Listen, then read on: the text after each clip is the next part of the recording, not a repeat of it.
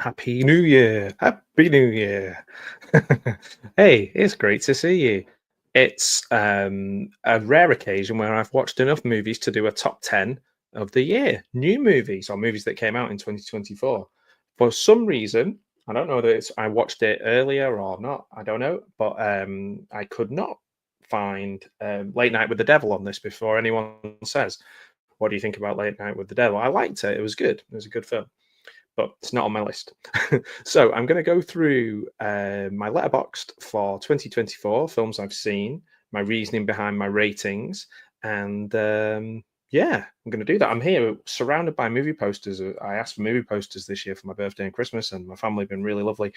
So there's lots here. I'm also here with Marcy, my movie dog, my favorite movie dog. She's also here with Mr. Lion, and she's given up chewing on Mr. Lion for now. But Happy New Year. I hope 2025 is going to be amazing for you. I hope that you got through Christmas okay. It can be really trying in terms of being around people. If you're not used to being around lots of people, it can be hard in terms of managing expectation for yourself and others. It can be a big high and a big low, but also it can be a lovely time to spend with people. So I hope it was just what you wanted, whether you wanted it to be quiet or whether you wanted it to be hectic and busy, whatever you wanted, I hope that's what you got. So let's dive into these movies because it's so rare that I actually have seen modern, what I would call modern or new movies. Like I think of, I don't know about you, but because I'm an old dude, I think about like early 2000s as like new movies. So 2024, I guess we're in the future. So yeah, let's go back over 2024 and have a look through my Letterboxd diary. I'll try and keep up. I'm going to follow it on my phone and then update it on the screen as well. So at the bottom there, we've got with half a star is Kinds of Kindness. Now, a little bit of spoiler warning for all the films. I'm obviously going to talk about the films in a certain amount of detail. This is a film that's split into three sections, and I really did enjoy it up to a point. Now and I know that you could go, well, you know, the thing in it, I'm sure it didn't really happen. They didn't really do the thing in it. But before I talk about that, I'll talk about the way the film works. Now, I'm not the world's biggest Yorgos Lanthimos fan, but absolutely love Killing of a Sacred Deer. I thought it was amazing. And this I was really getting into because Jesse Plemons is amazing and he's so good. He's brilliant from section to section. He is a completely different character. Emma Stone is pretty much Emma Stone in each of them, really. But I think Jesse Plemons is fantastic in it. But then there is and if you know me and you know my channel and you know movies that I watch, the ones that I can pretty much watch anything. No, I can pretty much watch anything, but animal cruelty really upsets me. And there is a sort of a mean well, all animal cruelty is mean, but there's like a kind of mean-spirited, horrible moment in the film that I just stopped. So, and it was in the third. So I've watched enough of this film to know it would be a really great film. I think it was in the third story.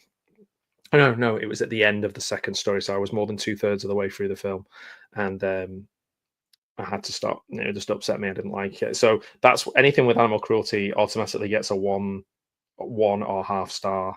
But I do think it is a good. I do think Kinds of Kindness is a good film. But who knows where it'd have been if I'd actually had that opportunity to watch the whole thing without having to switch it off. So Kinds of Kindness, you get half a star because of that.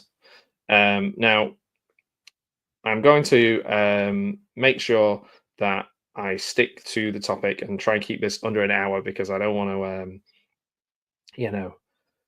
overdo it by rambling on about every single film in too much detail. But I do want to give you my reasoning behind each of them. So I'm going to go from the lowest to the highest. And I'm not sure how I feel about adding, comedy and certain types of documentary into this, but I'm going to anyway. So the second one on my list might surprise people because it's on a lot of critics' lists as being absolutely amazing. Is Love Lies Bleeding. I think aesthetically it looked very nice. The performances were fine. The story didn't grab me. I'm not sure I really wanted to a lot of people are like, oh well, Ed Harris's hair, it's like, well, okay.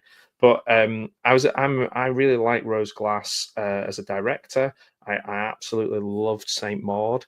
This is not for me up there with Saint Maud. I was kind of disappointed with this film, not for any political, moral reasons. It just didn't grab me in that way. I felt it meandered a bit. I felt that there wasn't that the stakes weren't there were high stakes and there was exciting stuff, I guess.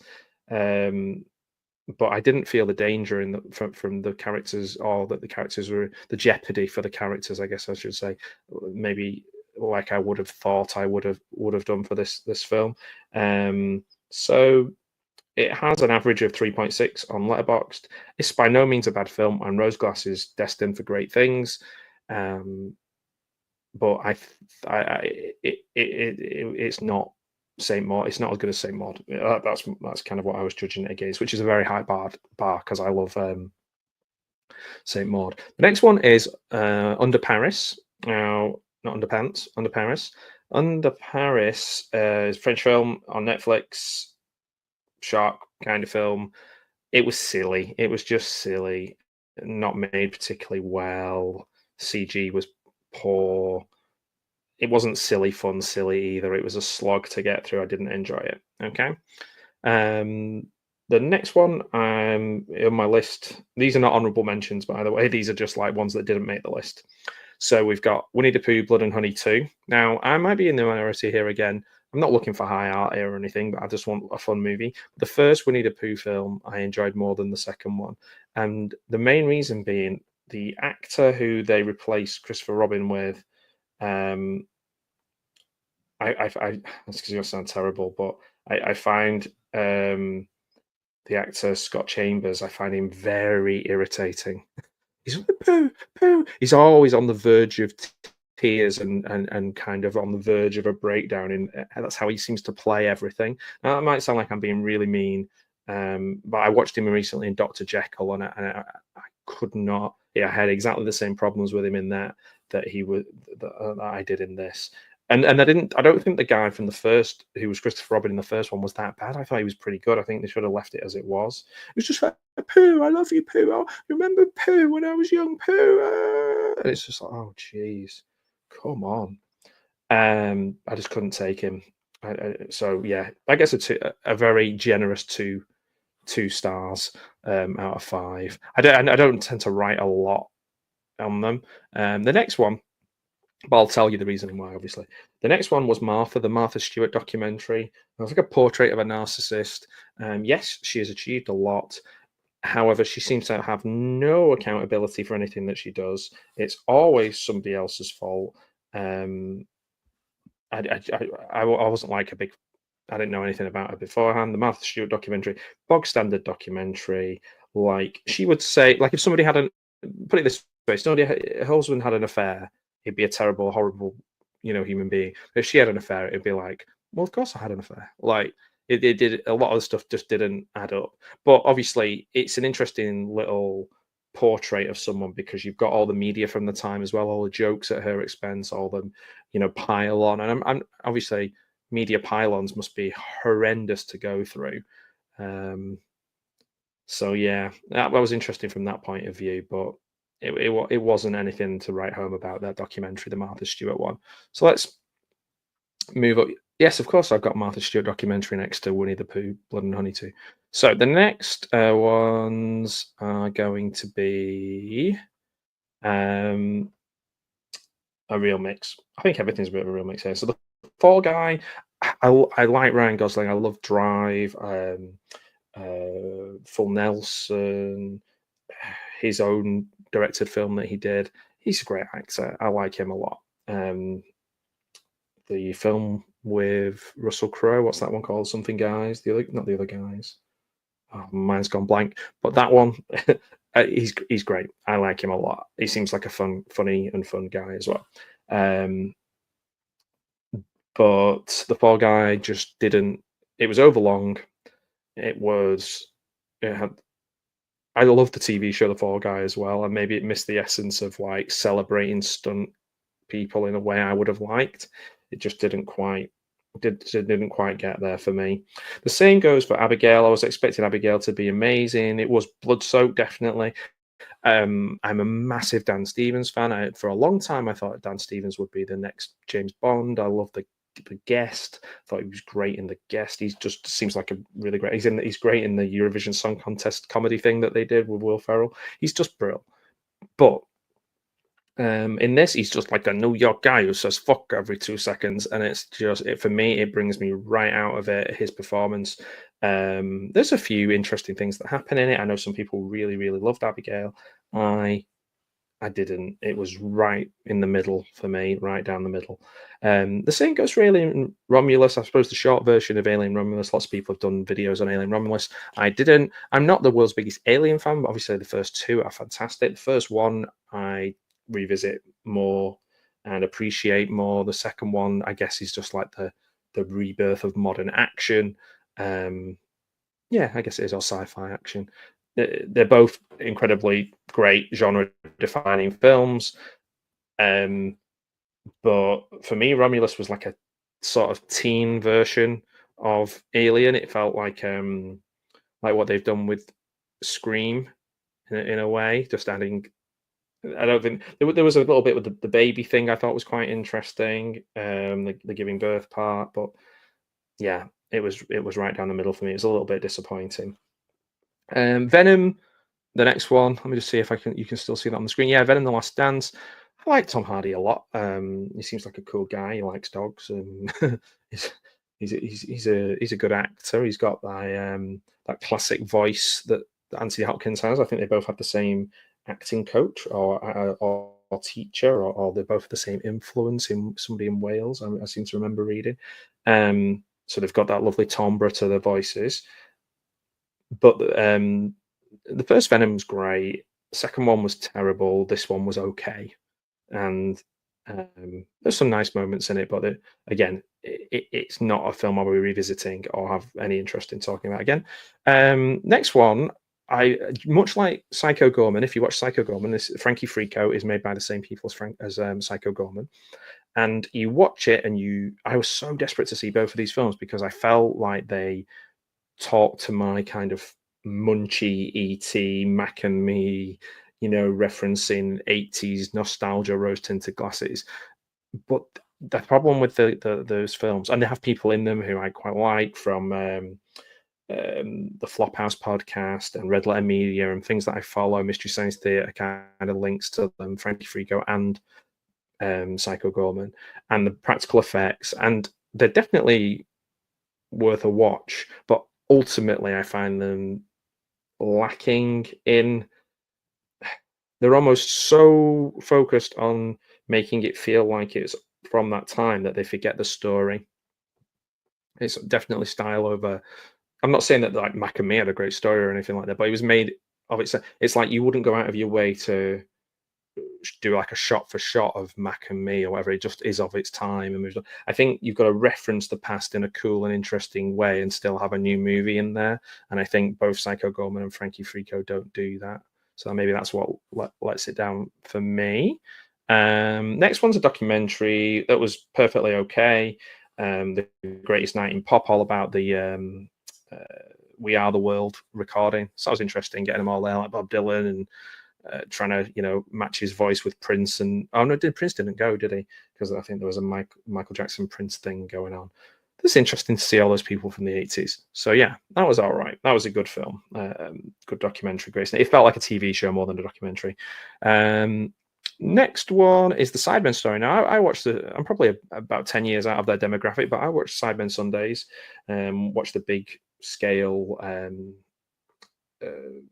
sort of video that they do every week on their channels, and this is kind of their origin story, breaks down how they got together as a group of seven and their life. So it's great to see, particularly the ones who've like come from like working class backgrounds to kind of become so successful in a way that is all self, all through them, not through traditional media and not through having, nepotism or things like that happen. It's a really good and interesting documentary as well. Also, I think it makes an interesting comment on parasocial relationships and feeling like you know people that you watch on YouTube, and possibly the unkindness of people towards them.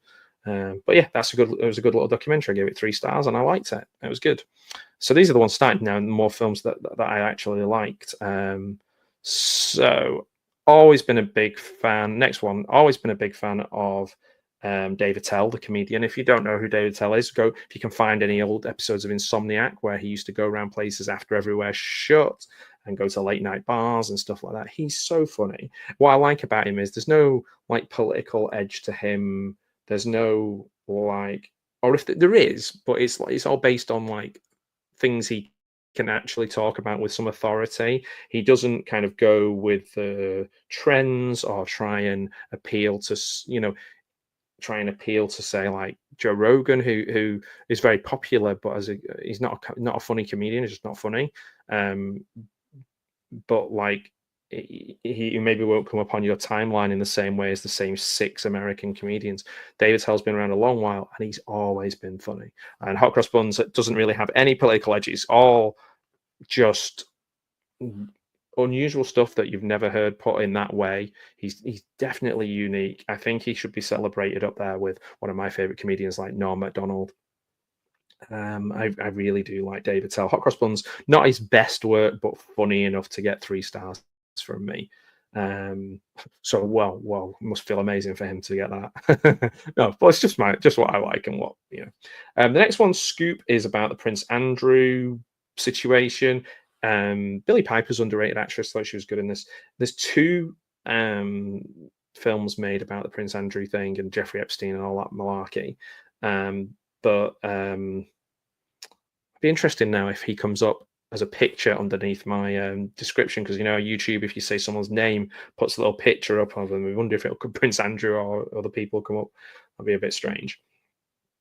Let's see. So yeah, that one, it was okay. It was good. It felt like a BBC. Strangely, it felt like a BBC evening drama that I probably wouldn't normally watch. It was on Netflix. It was good. It was okay. 3 stars. About Prince Andrew being too stupid and arrogant to realize he was selling himself down the river by doing an interview where he made it. Oh, by the way, that's Harry from the Sidemen who came up behind me. But yeah, he was too stupid to realize he was making his situation a lot worse. Yeah, because a complete and utter simpleton. Right. The next one was a documentary called Outstanding, which is about gay comedians. Found it interesting. It was all right. It was there was enough different comedians and people I know and people I don't know, and the history, and went back to the 50s and 60s, and it's a nice little retrospective. There's a little bit more depth to it than some of the other documentaries that I've mentioned already. There's a little bit more to it, so that was okay. The next one I liked quite a lot, actually. Maybe I could have given it another half star. It was Beverly Hills Cop Axel F. I think anytime you had Judge Reinhold, John Ashton, and Eddie Murphy on screen together, it was magic. Like that chemistry, you were like, oh. So just to see that briefly was great. I wasn't that bothered about John Gordon-Levitt, is he called? JGL? Yeah. I always get his name wrong. I always get him mixed up with somebody else. But yes, I wasn't that bothered about the new characters as much, and I don't think I saw John Ashton and Judge Reinhold as much because Billy disappears and they have to find him. But it was good. It was good enough. It was a nice tickle of the old nostalgia bone. And I've seen the TV series, and it was a lot better than the one that they tried to make, the pilot, which I think I'll release. I've done some edits of just Eddie Murphy's scenes, and I'll put that on the channel soon, so you can have a look at that. The next one was a shark movie done well and really underrated. Cole Meany was in it. It was like a plane trapped underwater shark film called No Way Up, and I would recommend you having a good look at this. I actually enjoyed it quite a lot. They did a much better version of Under Paris. Yeah, it wasn't talked about as much. I think it's on Amazon Prime. So yeah, that was good. Next one might be a bit of a shock. I think it might be one that people have on the really high in their lists. It's Longlegs. Now, Nicolas Cage, I love Nicolas Cage. Vampire's Kiss is one of my favorite films, and he's just great. There's a documentary called In Defense of Nicolas Cage. If you want to Google that, it's on YouTube. Sorry, you want to throw it into YouTube. It's great. That explains his acting style and the Max Schreck influence and all kinds of cool stuff. Um, but Longlegs I liked in a kind of nostalgia, Silence of the Lambs, uh, Seven kind of feel to it. There's some moments of like, you've got to kind of suspend um, disbelief, but also it's a horror movie. It's supposed to be just fun. So it's not high art. It's not, but it's a great central performance. Micah Monroe's always good in most things. Osgood Perkins, Anthony Perkins' son. Don't know a lot about his film, so I'm interested to see what he does next. But yeah, it was okay. It was good fun. There's some not you're not used to seeing a lot of reference to T Rex in films, so I thought that was interesting. Mark Bolan and T Rex. Next one that I gave 3 stars to, let's see, let's move up a little bit, was Immaculate. And Immaculate with Sydney Sweeney was a really good film. With and they definitely nailed the landing. I won't ruin it if you've not seen it. Definitely nailed the landing. So it had a good end, which made it work for me. It moved along at quite a good pace. The acting was good. The set was good. It wasn't. Yeah, it was everything that I hoped it would be. It was a good, solid film. Immaculate. I definitely recommend seeing that. And speaking of good, solid film, Maxine. I was kind of disappointed. I wanted Maxine to be like a 5 out of 5, amazing film, because I loved Pearl so much. And then Pearl, I think, is going to stand the test of time out of that trilogy. I don't think Maxine will, even though I liked all the aesthetic, I liked all the references. Again, a bit like the film I mentioned earlier on, where I was like, oh, Frankie Frico and all that, where it's almost like, oh, this is just like the 80s. This is just like the 80s. And then the only point you have is that this was just like the 80s. And I feel like that's where we kind of got with Maxine. Again, great central performance, brought it up a notch. Some of the cool violence and kills in it were awesome. But it's not as good as Pearl. But it's a good film. It's okay. I liked it. I liked it well enough. Next one, again, I think people might be like, what? Like, it's the best film ever. Deadpool and Wolverine. I really loved Deadpool 2. I really thought Celine Dion should have won the Oscar for the theme as well, because it was amazing. Ashes, what a song. Go on Spotify now and listen to Ashes, and then come back and watch the rest of this video, because it was amazing. Anyway, it has some great moments in this. I liked it. It was a perfectly good end to it. I just feel maybe I'm in comic book movie overload, because somebody who was brought up reading comic books and used to find it really hard to find comic books, and nobody was really into comic books. And then now to be like, there's so much content, it's overwhelming. A bit like my love of Star Wars as well. It's just too much. And I think maybe, like, yeah, it's great to see Chris Evans do Johnny Storm again, and all these little references, and there's all cool stuff. But like, even Deadpool mentions it in the film, where he's like, oh yeah, like in Loki season 2 episode 3 or whatever. It's like, it was just it was funny enough. There was funny enough stuff in it. There was clever enough stuff in it. It was written well enough. But I don't know, it just didn't have that impact on me, that made me love it. I didn't think it was. Um, I don't know. Maybe I was just over it almost. I was just over it. I don't know. I can't. It's hard to explain. I liked it, but I didn't love it.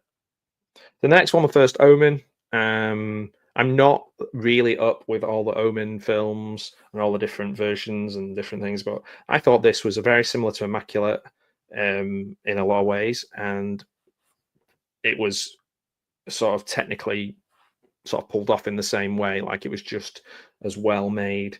Nice little Ralph Ineson bit. I always like Ralph Ineson and Dashiell Sandero. I always like it when Ralph Ineson pops up in things. But yeah, The First Omen was good film. It'd be good to watch back to back with Immaculate. Have a bit of a weird pregnancy double bill. Smile 2 was definitely better than the first Smile. It kind of pulls off that idea of parasocial relationships and pop stars and viral music and all that kind of good stuff, and celebrity and all that kind of stuff. It pulls it off really, really well. Better than the first one and better than the M. Night Shyamalan film, like the nepotism one, where he tries to do something similar with his daughter. And yeah, Smile 2 does that better. Actually makes me really interested what if they're going to continue, make a third one, how they're going to do that. Yeah. And it also had Kyle Gallner in it as well at the beginning, who's in the first one, who's a really underrated actor that I found out about through Red Letter Media, did a video on him. He's great. I've seen loads of his films. I really enjoyed them. Next one is a documentary about the British sex comedies of the 70s. I give that 3.5 stars. I loved it. It was great. The only thing, the reason I marked it down a bit is because I wanted more. I just wanted more. And it was really hard to get all those people together and kind of get the stories were great because it was such a phenomenon. If you have a look at my confessions or my carry on playlists or my interviews or clips or messages from Robin Asquith, these are great. These are great films. Really good, saucy, silly fun. Don't hurt anyone, and they're just nice nostalgia. Yeah, so it's a good documentary. It's a good way to watch the documentary and then write down some of the films to see. Obviously, some of them haven't aged well. Some of them I think have aged perfectly fine. Yeah, and also they're like a little time capsule of the era. So nothing to get too bent out of shape about. Next one was a surprise for me. I went into this thinking, oh no, and I had a trial for something and I watched it, which is Transformers One, and they pulled it off. The origin story that you didn't know you wanted. I liked it. I liked it a lot. I give it 3.5 stars. The voice acting was great. The animation was great. The little Easter eggs for fans like me who, were buying these toys in the 80s and watching the cartoons, and you got the touch. That era of fan will like this too. Surprisingly, maybe it's got kind of Keegan Michael Key's great in it as well. Maybe it's got washed away and people haven't really thought much about it or even noticed it. It just kind of arrived and disappeared. But yeah, check out Transformers 1. It's good. Next one, The Substance. Okay, so let's just start this off by saying for The Substance, I think The Substance is Demi Moore's best ever performance. She does commit to things. Think about G.I. Jane shaving her hair off and changing her body shape so much. Like if that was a male actor, they'd be like if that was Christian Bale, for like the Machinist and stuff, everybody'd be going into raptures. She, really committed to this. The Substance, what has it got going for it? It's got amazing special effects, weird Gaspar Noé oddity, strangeness. It feels a little bit like a more shiny and less funny Henning Lotter film. It feels more druggy, I guess. I think Gaspar Noé stuff always feels a bit more. It's not Gaspar Noé, is it? No, I don't know why I said that. I knew it as I was saying it. I was like, no, it feels like it should be, but it isn't.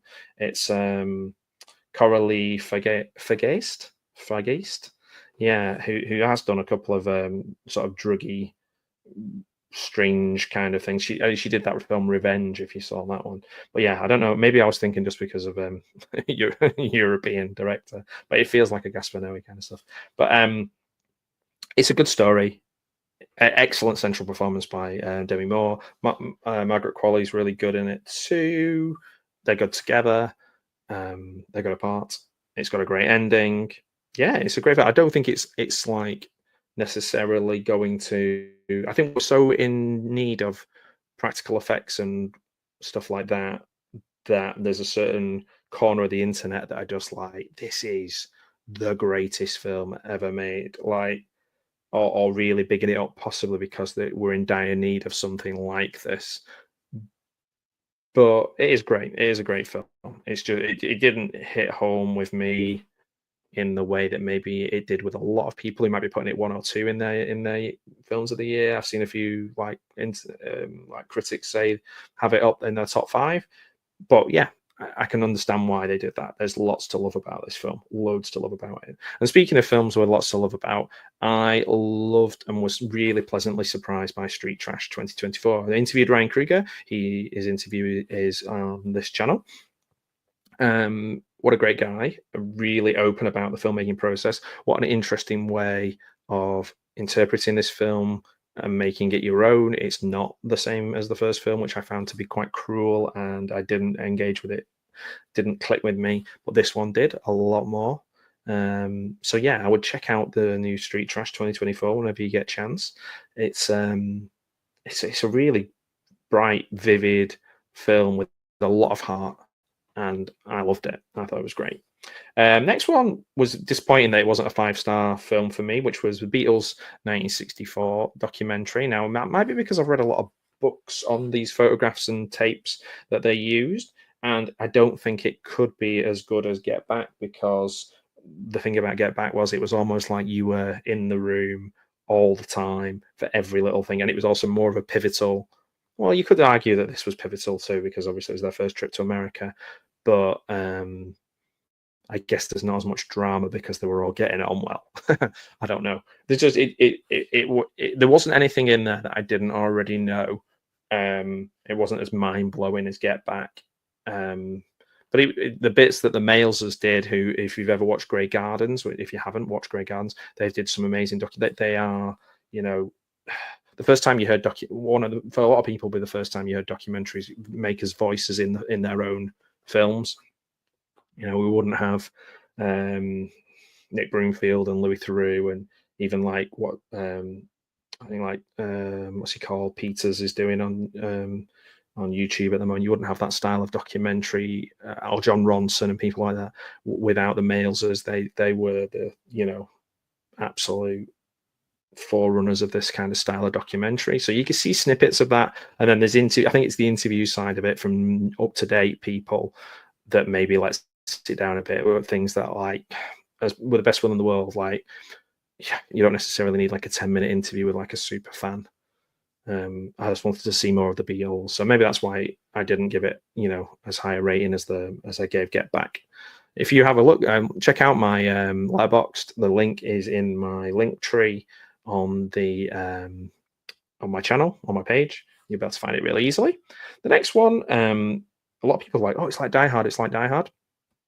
No, it isn't like Die Hard. It's like Die Hard 2. Carry On. What a great fun film that was. I liked Taron Egerton as an actor. I thought the film was great. Jason Bateman was apparently he's not a very nice guy. So like I think I loved him in Arrested Development. I even loved Teen Wolf 2 when I was a kid. But Carry On was good. I hope they make another one. I hope they build on the lore of this and he goes into other situations and we kind of get that nice modern Die Hard take, and maybe we go even more extreme with it, and maybe we don't do like the sort of Die Hard with a Vengeance. Not Die Hard with a Vengeance. What was the last one called? The one with the terrible one in Russia. Yeah, we don't want to get to that point, but maybe we go a bit more off the deep end and make another Carry On. I believe it's been the most successful film of the year on Netflix. So yeah, check that one out. The next one I only watched on my birthday. I was waiting to watch it on my birthday. It's Terrifier 3. And I gave Terrifier 3 3.5 stars. I really enjoyed it. It was very creative. Still possibly a little bit too long. I'd love a Terrifier film that was like an hour and a half with all of it, the best bits put in. I think sometimes filmmakers get carried away with the lore of something, and then we end up drowning in the lore of things. That's why like Halloween films are always tricky films to make, because there's about 9 different timelines of things you've got to pick from, and possibly we're sort of chasing our tail a little bit, or sort of eat. You know, it's sort of the films end up eating themselves. I don't think we're there we're there with Terrifier 3. I think they are. The last one I felt was like almost a Nightmare on Elm Street Part 3 feel to it. This one, obviously being a Christmas time film, the Christmas related stuff was great. The stuff in the bar, we got to see Clint Howard. That was really cool. The kids at the Christmas thing with the bad, so almost like a take on Bad Santa and Mall Santas, was really good. The ending fight was okay, and I quite like the being on the bus at the end stuff. I thought it was a good way of doing it. So yeah, I liked it. I liked it a lot. It's amazing what he's done. You know, this is like kind of Hatchet times a million in terms of mainstream mainstream appeal and how well it's done. It's amazing. It's incredible. It's such an achievement. David Howard Thornton, I watched in that film that was like about the Grinch, like the mean one or whatever. And I was like, yeah, this guy's got such great mime ability and physicality. I mean, that was a terrible film, but he's brilliant in this. Big up to him.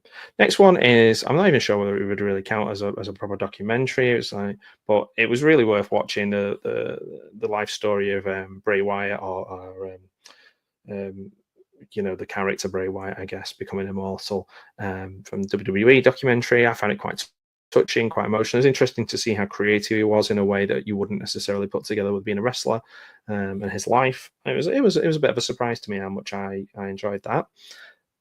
Next is a film I think is underrated, even though a lot of people have said they love it. I think the intelligence of In a Violent Nature, the way it was filmed, the ideas behind it, the link with actual nature, I think it's such a well-made, incredibly good film. So it's probably my top or joint top horror film of the year. I love In a Violent Nature. Go if you get opportunity to watch it. Watch it. I thought it was really well made. The kills are insane. The POV is great. I love being out in nature. So for me, it was like listening and being on edge. And sometimes, like if I walk down to the beach and it's dark at night and I've just got my torch and I hear I'll just hear all the little noises of nature. And then I think, yeah, that's kind of what this film captured. It scares me a little bit.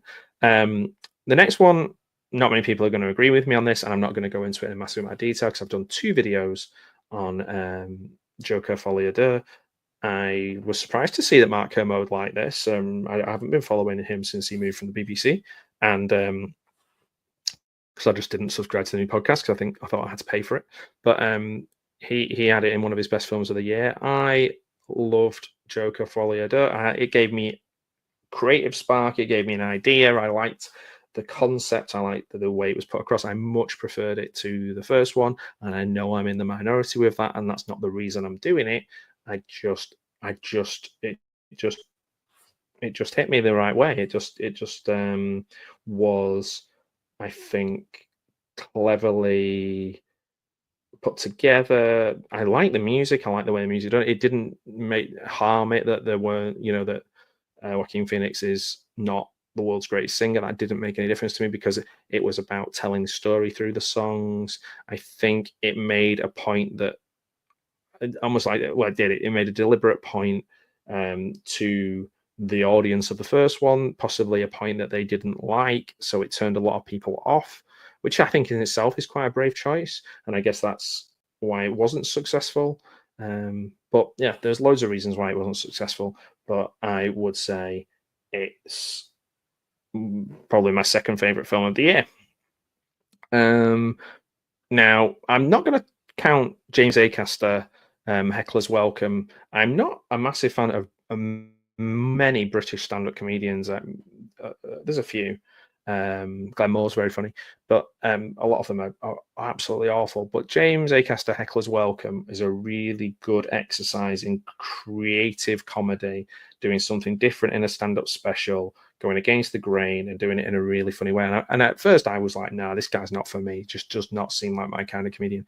But Heckler's Welcome is a really good show. And it got me onto watching or listening to his podcast, which is like a sort of meta, for want of a better word, it's like a meta podcast called Springleaf, where he's an undercover cop called Pat Springleaf, who is actually undercover as comedian James Acaster. And it's quite interesting. It's free. You can get that on all podcasts. It was years ago when it was made. I think there's about 6 episodes. It's very funny. It's very good. It's very well done. So I'm not going to count that in my list because it's a stand-up special, and I know I counted David Tell, or I talked about David Tell, but I wouldn't have put him in my top either. Milk and Cereal. I did a live watch along of this only maybe a week or so ago. It's a really good. I'm not a massive sort of found footage fan.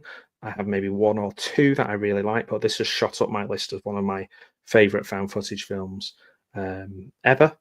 I gave it a good 4 out of 5 stars. It's made on a next to nothing budget, I think like $50 or something, and it's free on YouTube. You can check it out with my commentary, which I would do after watching the film. It'd be strange just to watch it with me.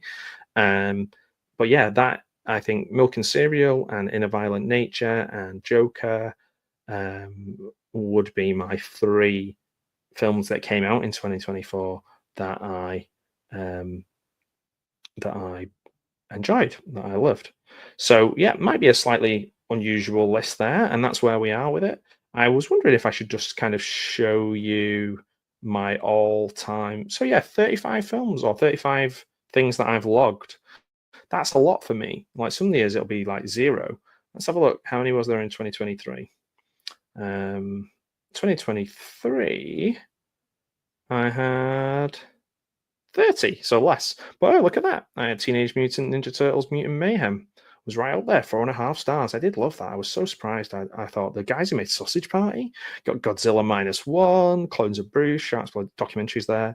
Trevor Noah stand-up, that was good. Across the Spider-Verse, second one not as good as the first one. Guardians of the Galaxy, Robodoc. Like Night with the Devil was in 2023. That's why it's in my list. When Evil Lurks. Okay, we've got some good ones there. Yeah. Okay, cool. What did I give 0 stars to? Oh, 1 star. Five Nights at Freddy's, Haunted Mansion, Dr. Jekyll, Ant-Man. Feel like I was being nice to Ant-Man, giving it 2 stars, and The Flash.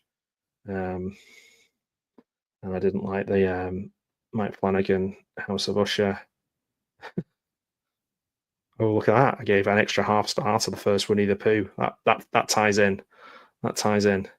Okay, guys. So I hope you enjoyed me going through my list. I'd like to know what your top 3 are for the year, what you enjoyed. I'd love to hear that, actually. And I hope you've enjoyed this. And I really do appreciate people who follow this channel, who like, who comment, who watch silently and don't say anything. I appreciate all of the people who watch them. It's been a strange one for December, where some of the videos people have watched them a lot, some of them no one's watched them at all.